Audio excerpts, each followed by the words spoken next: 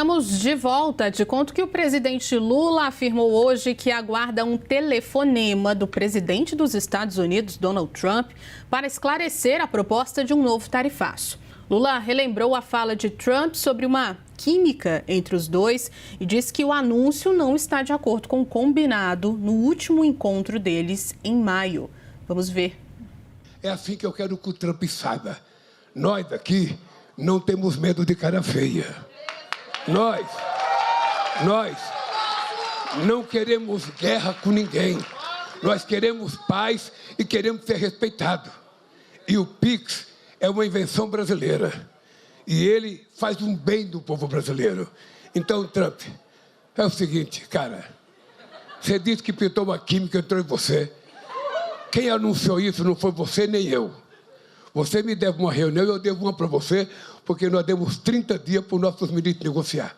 Então, eu estou esperando um telefonema seu para me explicar o que aconteceu na sua ausência e na minha ausência.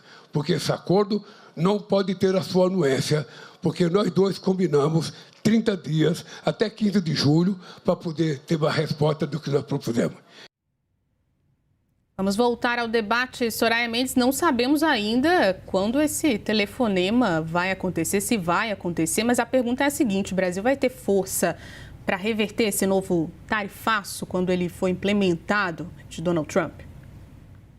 Ju, eu acredito que sim. Primeiro porque o tarifaço, assim como o outro que aconteceu, ele é também muito prejudicial à economia estadunidense. Isso traz muitos dividendos eleitorais negativos também para o presidente Trump. Então, isso afeta a economia, afeta também os interesses que são do próprio Partido Republicano em permanecer no poder. Mas eu acredito também que vai ser, porque o Brasil se coloca, como disse o presidente Lula, de forma soberana. Nas palavras do próprio presidente, aqui ninguém tem medo de cara feia, nós queremos ser respeitados.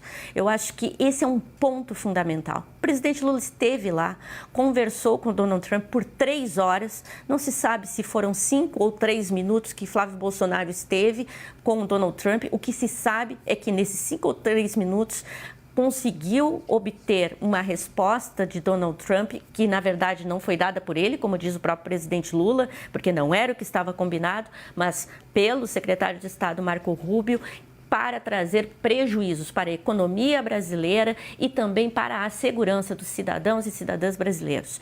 Esse é o saldo que nós temos nesse momento.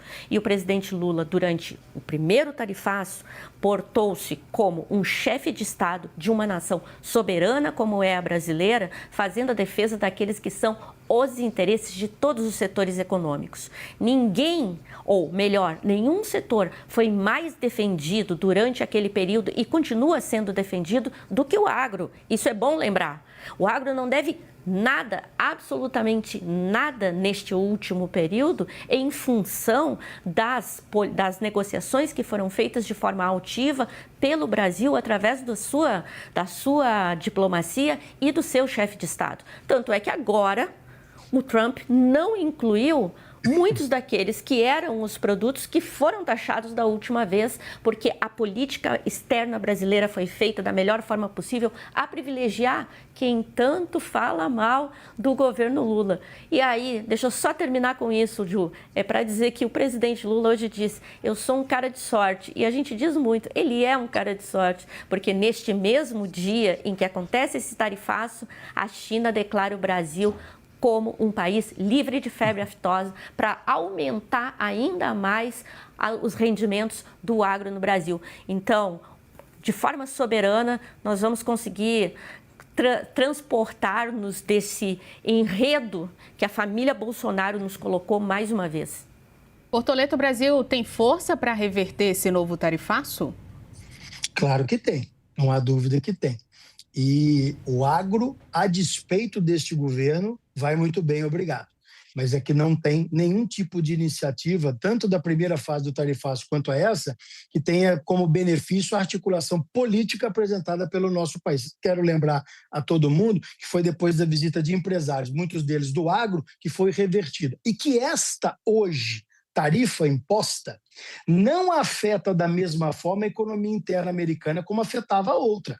Pode ser, inclusive, um ajuste daquilo mesmo, porque os itens do agro, principalmente, que foram retirados, é porque são impactantes no dia a dia da população americana. Então, o impacto negativo para a inflação interna dos Estados Unidos desta nova política apresentada é infinitamente menor do que da primeira leva apresentada pelos Estados Unidos. E temos que deixar muitíssimo claro também que nessa discussão narrativa ideológica sobre esse assunto não vai ter nenhum vencedor.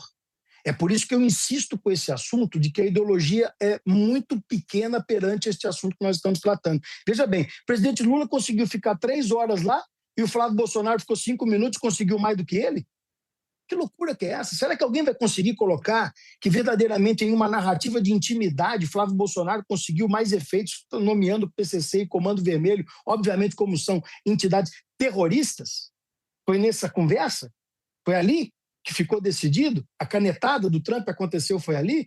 Foi naquela conversa onde a Folha apresentou a química com o presidente Lula, que resolveu o problema do tarifaço? Acabou a química? Já não tem mais o que resolver? É isso que eu estou falando. Ou a gente cresce, amadurece e conversa com esse assunto, com a relevância que tem, ou nós vamos ficar refém de narrativa, hora de um lado, hora do outro. Só que o assunto é muito importante. Nós estamos aqui num momento que, embora tenhamos eleições, eu quero lembrar ao povo brasileiro que, tendo eleição e seja eleito A ou B, nós temos um país para consertar.